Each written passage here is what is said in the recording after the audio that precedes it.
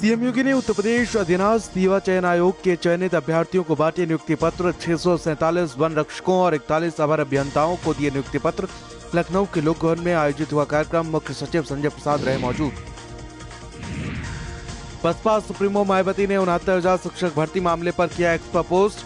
आरक्षित वर्ग के अभ्यर्थियों के साथ ना हो अन्याय, संवैधानिक हक जरूर मिलना चाहिए, इनके साथ ना हो कोई नाइंसाफी। सरकार इस मामले में ईमानदारी से अपनाए अपना रुख। सीएम योगी आदित्यनाथ का बड़ा बयान, 6 महीने के अंदर 40,000 पदों पर की जाएंगी भर्तियां। यूपी SSC के माध्यम से होंगी भर्तियां। शिक्षा के क्षेत्र में भी हजारों पदों पर होंगी भर्ती। सीएम योगी ने कहा कि युवाओं को पारदर्शी प्रक्रिया से नौकरी मिल रही है। 69,000 शिक्षक भर्ती मामले में प्रियंका गांधी ने बीजेपी पर कसा तंज। एक्स्ट्रा पोस्ट शेयर कर कहा कि शिक्षक भर्ती में बीजेपी का रवैया हैरान करने वाला है। बीजेपी ने अपना युवा सामाजिक न्याय विरोधी रवैया दोनों श्रेणी के युवाओं पर सामाजिक आर्थिक मानसिक आघात किया। सैकड़ों दलित पिछड़े अभ्यर्थियों का मारा गया हक। डिप्टी सीएम केशव प्रसाद मौर्य के आवास के बाहर 69,000 शिक्षक अभ्यर्थियों ने फिर दिया धरना। अभ्यर्थियों ने नियुक्ति की मांग को लेकर शांतिपूर्ण ढंग से धरना प्रदर्शन किया। बीते दिन सुप्रीम कोर्ट ने हाई कोर्ट के फैसले पर लगाई थी रोक। अभ्यर्थियों ने पहले भी भर्ती रुकने का जताया था संदेह। केंद्रीय मंत्री BL वर्मा का बड़ा बयान, सपा प्रमुख पर किया गया कटाक्ष। कहा कि गुंडा माफिया मरता है तो दर्द अखिलेश को क्यों होता है। अखिलेश की पार्टी समाजवादी पार्टी नहीं, परिवारवाद की पार्टी है। सपा शासनकाल में गुंडों का था राज, योगी सरकार गुंडे माफियाओं का कर रही खात्मा। चिंतन शिविर समापन में बोले मंत्री असीम अरुण, सबका साथ सबका विकास की अवधारणा को बढ़ाना है आगे। जो व्यक्ति हाशिए पर है उसके विकास पर करना है काम। मंगेश यादव एनकाउंटर पर पूछा सवाल, क्या अपराधी की होती है कोई जाति? अखिलेश अपना नुकसान करेंगे। मेरा अनुरोध है कि वो इसमें राजनीति ना करें। कानून व्यवस्था को दुरुस्त करने का काम कर रही है योगी सरकार। बहराइच में 4 बच्चियों को मौत पर सीएम योगी ने व्यक्त किया शोक।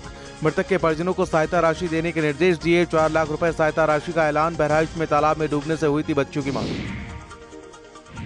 मायावती ने कांग्रेस पर साधा निशाना। एक्स पर पोस्ट शेयर कर कहा कि सत्ता में रहते हुए कांग्रेस ने नहीं लागू किया ओबीसी आरक्षण। जातीय जनगणना की आड़ में सत्ता में आने का सपना देख रही कांग्रेस राहुल गांधी के इस नाटक से रहें सतर्क। ये कभी नहीं करा पाएंगे जातीय जनगणना। महाकुंभ 2025 की तैयारी शुरू। श्रद्धालुओं पर्यटकों के बेहतर अनुभव के लिए सीएम योगी ने लिया बड़ा फैसला। महाकुंभ में स्वयं सेवकों की तैनाती करेगी योगी सरकार। श्रद्धालुओं की मदद के लिए तैनात होंगे 1,000 से ज्यादा कुंभ मेला मित्र। 6,000 से अधिक पुलिस कर्मियों को मिलेगी स्किल ट्रेनिंग। सपा नेता और पूर्व मंत्री पवन पांडे ने मंगेश यादव एनकाउंटर पर दिया बड़ा बयान। कहा कि मंगेश यादव का एनकाउंटर नहीं, यूपी पुलिस द्वारा की गई हत्या। बीजेपी सरकार में दलित पिछड़े और अल्पसंख्यक समाज पर सिर्फ जुल्म और अत्याचार हो रहा है। अधिकारियों की जांच कराकर सख्त कार्रवाई करने की मांग की।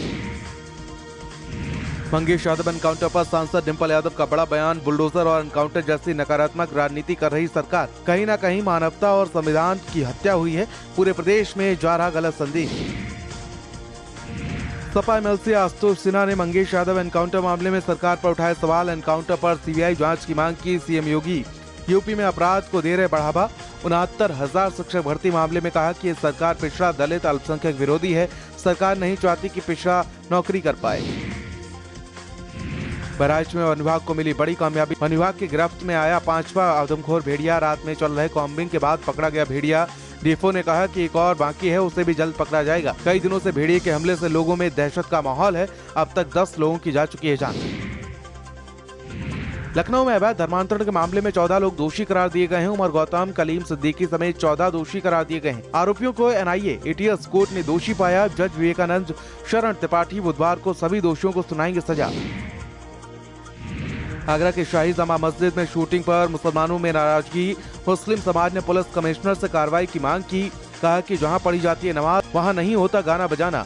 मस्जिद इबादत गाह की जगह, शूटिंग के लिए नहीं। कार्रवाई न होने पर शाही जामा मस्जिद से जुलूस निकालकर कलेक्ट्रेट घेराव की चेतावनी दी।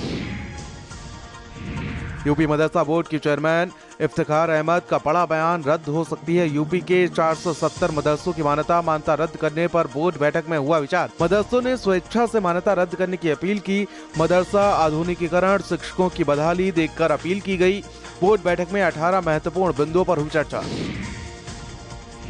पश्चिमांचल विद्युत वितरण निगम लिमिटेड के टेंडरों में वसूली का खेल। एससी के जरिए डायरेक्टर पुरवार ने कराई 2.5 करोड़ की वसूली। नीचे से ऊपर तक कमीशन वसूली की मुख्यमंत्री से हुई शिकायतकर्ता एक्सचेंज की रिश्वतखोरी का ऑडियो भी हुआ था viral. Deputy CM Keshav Prasad Maurya ने प्रमुख सचिव ऊर्जा को जांच के आदेश दिए।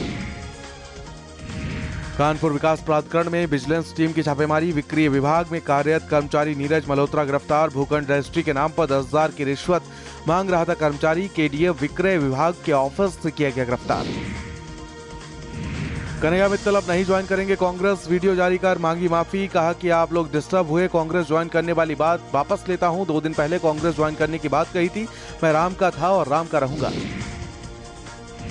हरियाणा विधानसभा चुनाव के लिए बीजेपी ने जारी की दूसरी लिस्ट। 21 उम्मीदवारों के नाम का किया ऐलान। पुनाना विधानसभा से एजाज खान को चुनावी मैदान में उतारा। विनेश फोगाट के सामने होंगे बीजेपी के कैप्टन योगेश बैरागी।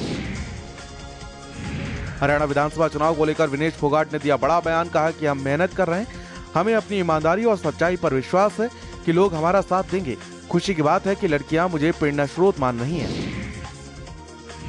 मणिपुर में लगातार हिंसा के बीच 15 सितंबर तक बंद रहेगी इंटरनेट सेवाएं। इंफाल समेत 3 जिलों में कर्फ्यू। लगातार हो रहा पथराव। प्रदर्शनकारियों ने सड़कों को ब्लॉक कर दिया। भीड़ हटाने के लिए पुलिस ने दागे आंसू गैस के गोले। हालात पर काबू पाने के लिए आरएएफ को बुलाया गया। सांसद इंजीनियर राशिद को टेरर फंडिंग केस में 2 अक्टूबर तक मिली अंतरिम जमानत। लोकसभा चुनाव में जम्मू कश्मीर के पूर्व सीएम उमर अब्दुल्ला को जेल में रहते हुए हराया था। बारामूला से लड़ा था निर्दलीय चुनाव। Jammu Kashmir terror funding case में यूएपीए के तहत 2016 में राशिद को किया गया था गिरफ्तार। हापुड़ पुलिस ने बड़ी कामयाबी हासिल की है। 3 शातिर ठगों को गिरफ्तार किया गया है। क्रेडिट कार्ड की गोपनीय जानकारी लेकर करते थे ठगी। फर्जी बैंक अधिकारी बनकर करते थे लोगों को फोन। रिकॉर्ड पॉइंट का लालच देकर ठगी की घटना को देते थे अंजाम।